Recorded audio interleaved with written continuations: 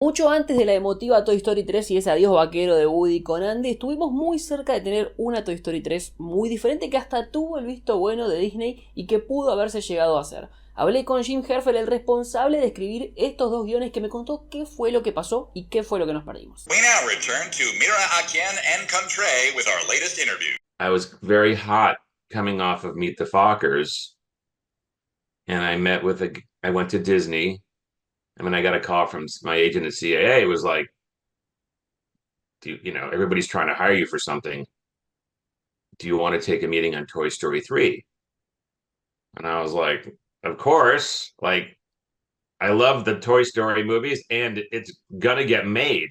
Jim ya había trabajado muchísimo para Disney haciendo reescrituras de guiones como 101 Dálmatas o El libro de la selva, y tuvo una reunión con un productor histórico de Disney llamado Andrew Milstein, que le hizo la pregunta que disparó todo. ¿Qué harías a partir de este momento? Y así nacieron estas dos Toy Story 3 que no pudimos ver. I think how it went was they asked me that, and I said, you know what I've always kind of wondered, me and a lot of people, is where is Andy's dad?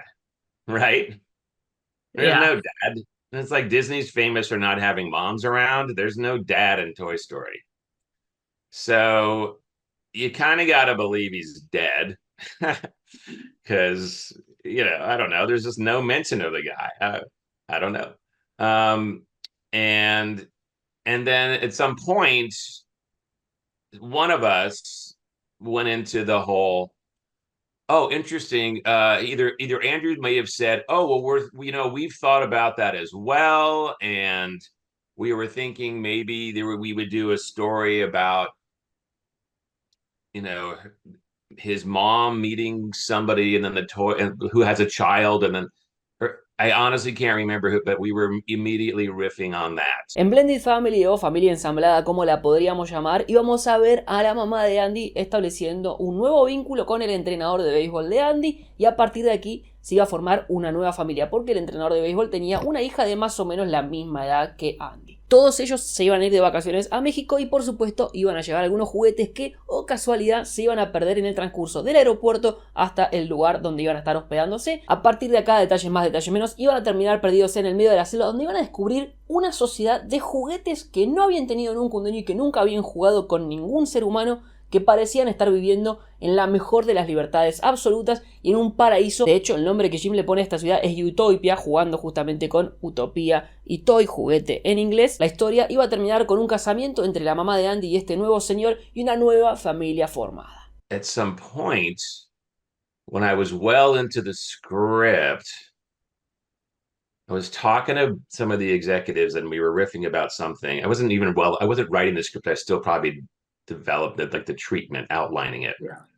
And I made some crack to one of the executives about, oh my God, and what if one of the toys did something and wound up having to be recalled? And two of the executives went and looked at each other and I kind of went.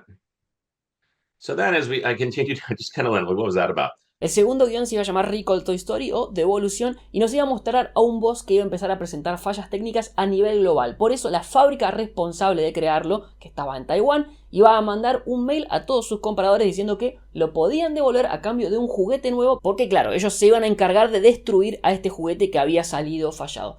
Al principio los juguetes mandan a vos pensando que lo están mandando a un lugar donde lo van a arreglar, pero después se enteran que lo van a destruir. Por eso deciden viajar todos a Taiwán para intentar salvar a su amigo. Es una historia mucho más parecida a las tradicionales que solemos ver en Toy Story, porque los protagonistas son 100% los juguetes, pero también mucho más oscura. So then I realized at some point, or else somebody just mentioned to me, hey man, unlike the Writers Guild, where you can't hire writers to be competing and writing the same movie, and then you pick which drafts you like the best to make, animation can do that. Yeah. So I got hired to write Toy Story 3 by Andrew Milstein and what later became known as Circle 7. And of course, I was not told specifically by my representation that there was that there was a great rift between Steve Jobs and Michael Eisner. Yeah. Jobs, of course, everyone knows Steve Jobs. He was instrumental in forming Pixar. John Lasseter and he were very close. Lasseter was obviously the king of Pixar, and Eisner was, pompous Michael Eisner, who did great things for the Disney company, but really chafed the whole Pixar people the wrong way. Eisner was a polarizing figure for the creative community. And so, anyways, I didn't know that Pixar was having their deal for Disney having a distribution deal for Pixar films was coming to an end, and they were in negotiations about it. Now, I think everybody at Pixar was hoping that it would work out.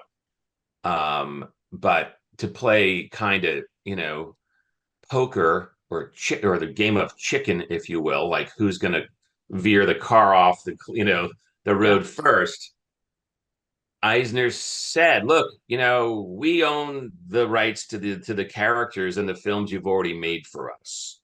So if you're not going to agree to our terms, then we could start making our own versions of Toy Story, Finding Nemo, Monsters Inc., A Bug's like he's just like, and you can imagine how well that went over with Lasseter and all the people up at Pixar. Maybe to make good on that threat, they hired A-list people like myself and paid us 7 figures myself to come up with viable drafts of some of their beloved stories and characters. So I go into this kind of naive, like CAA didn't lay all that out to me. Yeah. And Andrew Milstein, very nice guy. I still talk to him. He's always was a sweetheart.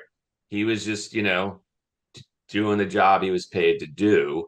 And he didn't, I think he would have been foolish in some ways to spell out to every writer that he was meeting that this could potentially turn in, it could go sideways depending on how the Pixar Disney negotiations go. Yeah. So, but I'm just like, yeah, I'm writing Toy Story 3. I got a nice paycheck. They even did something more so, which is they made a contribution to my pension and health, which they don't have to do that because it's animation, because it wasn't really Writers Guild, right? Yeah. So, anyways, I'm writing Blended Family, and I think it's going pretty well. And then I catch a whiff of when I mentioned, what if one of the toys got recalled? And then a little bit later, I was like, I don't remember who broke it to me. It might have been Roy Conley. Roy Conley has been a producer at Disney forever. And at one point, they said, there's a couple other Toy Story 3s being kicked around. And I'm like, kicked around? Like, he's like, well, yeah, written. And we've actually got a couple of drafts we've already got, but they're not like yours. They're different. And I was like, oh, okay. So turns out when I get done with the Blended Family, I hear that Blended Family and this script that I now have heard is called the Recall script are going to for a weekend read to Bob Iger and Michael Eisner. And I'm like, okay, I've done my job and hopefully it works out. Monday, I get called into Andrew and Roy's, one of their offices, and they go, "Okay, we have something interesting to talk to you about." I go, "Yeah," and they go, Michael, and Bob read the scripts, and by far they liked your writing the best. They said it was the best script they read that weekend, but from a commercial standpoint, they feel like the Recall script is a better story to tell. And then they went, but because you're such a good writer, we want you to do a rewrite of the Recall script. And I went, okay. So we kind of fudged my deal. And instead of doing multiple rewrites on Blended, I did the same amount of rewriting on the Recall script. But remember, they'll say anything to make you doubt yourself. Don't worry, Commander. Any doubt I had got pounded out of me at the Academy. At the end of Act 1, after they've gone through this terrible, like, it's for your own good, it's for everyone's own good buzz, blah, blah, blah, blah, is that they hear after the fact that because originally the Waka Waka toy company was like, yeah, send in your Buzz and we'll take care of it, right? It was a little vague or whatever. And they're like, they're going to fix you, Buzz, and we'll see you soon. And then like the news comes out, we'll be replaced with another new action figure from like a even, and they realize they've sent Buzz to his death essentially in Taiwan. I actually have some original artwork because we started, I worked on Recall for probably 2 months.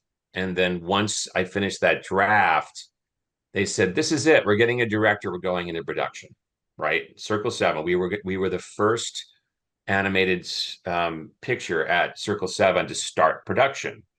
They spent tons of money on talent and equipment, and we were essentially a greenlit movie. This, of course, is making the Pixar people's heads explode as they hear that we're doing this. We got a guy named Brad Raymond on board to direct it. Actually, I should go back a little bit because before Brad Raymond got hired as director, the word went out to the industry, hey, Toy Story 3 is ready to attach a director. And a lot of every animation director in town practically wanted to direct Toy Story 3. Yeah. And the few of them were from Pixar, and they had to be like, it was like, you can't tell anybody I'm coming down here. It'll they're like, we get it. You'll be off, you'll be out, Yeah. So they secretly took meetings and said, you can't tell them that I interviewed for this. Yeah. And then ultimately Brad Raymond came in and had no ties to Pixar. I think it was the fall of 2005. I could be wrong, but I remember it being fall, I think. And Circle 7 was up and running. I want to say there was well over 100 people working in this big block, of offices in Glendale. And it was fun. It was like I would go in like once or twice a week to look at stuff, and they'd show me things. I believe it was 6 months into production. They had spent upwards of $20 million. And then finally, Pixar and Disney figured it out by what happened? Disney bought Pixar. Yeah. But Pixar said, now we're all back in the same family, and now we're running everything, and Circle 7 is being shut down immediately. Yeah. And that was it. Y así como quien no quiere la cosa, Jim jugó con la idea de que Buzz muriera en esta película de Toy Story. The recall thing was obviously very serious in that they had to go halfway around the world to save Buzz, who could be destroyed at any minute.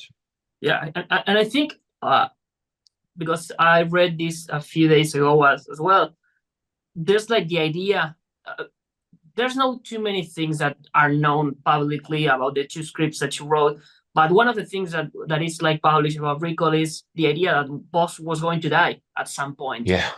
So was that a real thing? And let's back it up. It wasn't even that Buzz was going to be destroyed. It was that Woody and his family sent him off to be destroyed. El héroe de esta película iba a ser el señor Kagoy, el dueño de la juguetería que había creado el juguete de Buzz Lightyear, que, por lo visto desde esta perspectiva, nunca había sido una película al estilo Star Wars. Con este detalle no solo íbamos a enterarnos que Buzz había sido el juguete más vendido de la historia por esta fábrica, sino que también el señor Kagoy era el único ser humano que sabía que los juguetes tenían vida. That was what I thought would inject the heart into it, was there's an old guy, and he's maybe the only guy on the planet that we're aware of that knows that the toys have a life. I'll tell you why his name is Mr. Kagoy. Why is it Kagoy? Because it sounds Asian. Yeah. But it's an acronym, which is actually something that people in the toy industry know of, which is kids are getting older, younger. Kagoy. Yeah. Somebody had to create Buzz, right? And it was Kagoy. So it's like Pinocchio and Geppetto, right? Yeah. Frankenstein and his monster, but in a nice, sweet way. And Yeah. Kaguya has been shoved aside by the guys who just want to make money, right? So you got the commerce versus the art. Ahora, para cerrar, la gran pregunta es por qué hay tantas similitudes entre las historias de Toy Story 3, Toy Story 4 y hasta Lightyear con los dos guiones que escribió Jim Herfeld a lo largo de esos meses en los que estuvo trabajando en Blended Family y en Recall Toy Story. Le pregunté sobre eso y de esta forma me explicó por qué creía que había tantas pero tantas coincidencias. Do you know if they use this after? Because I saw some familiar points with what happened after in Toy Story 3 and Toy Story 4. For instance, you see them getting lost after a car, not accident because the car didn't crash, but it's like they weren't assured, like they weren't attached to anything in the car, and some Right. bump and they were lost. That happened in Toy Story 4.